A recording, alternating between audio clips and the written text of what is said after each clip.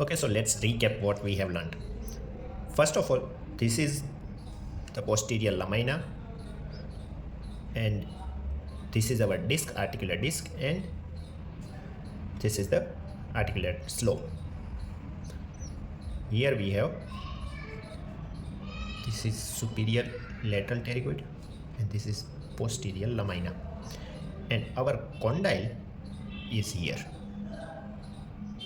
This is the initial stage,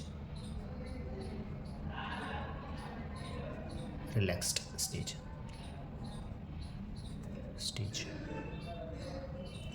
Okay, now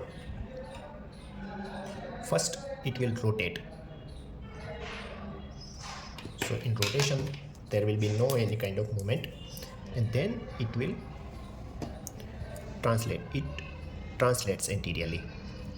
So in anteriorly, when it translates, because of this slope, because of the shape of the articular disc, first the condyle will get fit into this articular disc.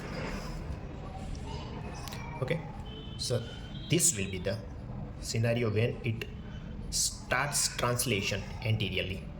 So again, our posterior lamina will be same, and our superior lateral pterygoid will kind of, here it will be active. Because this is active, it will pull the disc anteriorly. Here also our superior lateral pterygoid is active. Now it translates anteriorly. It will translate anteriorly till this disc goes here. So this will be our articular eminence. This will be the disc, and this posterior lamina. Now this posterior lamina is very much stretched. It is not like this, it is stretched. So our posterior lamina is stretched. As we have seen, this is elastic. This is elastic in nature. So it will try to pull the disc forward, and because of this, and this superior lateral pterygoid is now somewhat relaxed. It is now relaxed. So it will, this posterior lamina will pull the disc, and because our superior lateral pterygoid is relaxed, this will be the condition at maximum mouth opening. Okay, so at maximum mouth opening, this will be the scenario. Now as mouth starts to close,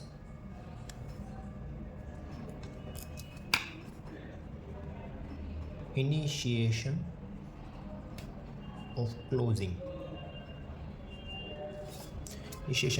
Now this posterior lamina will stretch the disc, and because of this slope, our condyle will move this way. So again, because of the shape and the pressure in between them, the condyle will be here. Now again, further closing, as this our posterior lamina is now relaxed. So at this stage,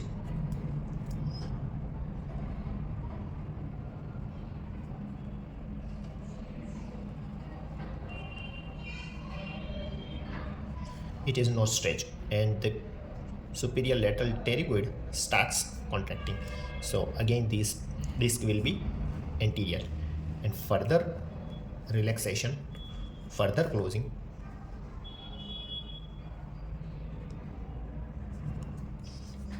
will produce again the same structure, where superior lateral pterygoid will be relaxed, will be stretched, and our posterior lamina will be like this. Now the initiation of the condyle, protrusion of the condyle is done with the help of inferior lateral pterygoid, and here it will be, here it will be the maximum. So this way our superior and inferior lateral pterygoid works. Our superior lateral pterygoid will be initially it will be relaxed. Okay, our inferior lateral pterygoid will be relaxed, superior lateral pterygoid will be contracted, and posterior lamina is relaxed. Now as soon as mandible starts to protrude, the condyle goes to this shape, our posterior lamina starts getting stretched and superior lateral pterygoid contracts. Our inferior lateral pterygoid is also contracting, but at the end our superior lateral pterygoid is relaxed and inferior lateral pterygoid is maximum contraction. And because our posterior lamina is also stretching, the disc will go in posteriorly and our condyle will be like this.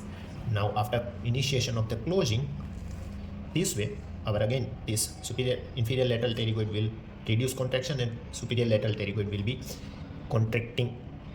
The superior lateral pterygoid will initiate contracting, and after that furthermore, when in the initial stage our inferior lateral pterygoid is relaxed and superior lateral pterygoid is contracting, so this disc is again stretched anteriorly and posterior lamina is relaxed. Now further on clenching,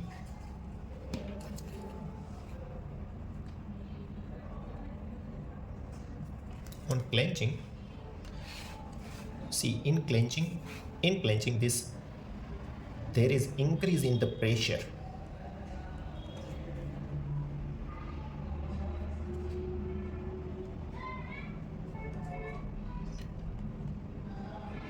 Pressure increases. As pressure increases, this condyle will go here, and that's why during clenching this will be the articular eminence.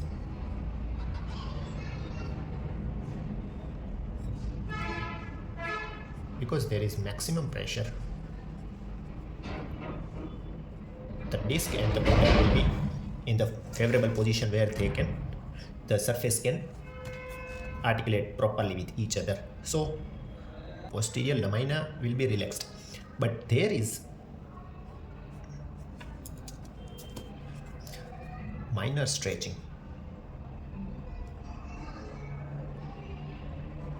because the disc is going posteriorly, and because this disc is going posteriorly,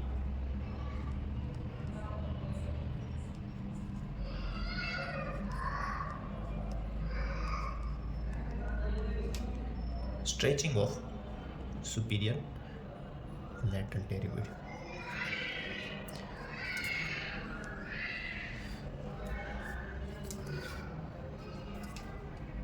So if during clenching patient feels pain, then superior lateral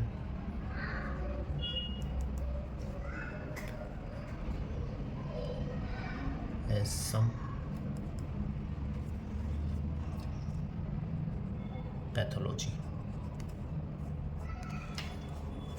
So this is the entire point of, this is the mechanism of opening and closing of our TMJ. Thank you.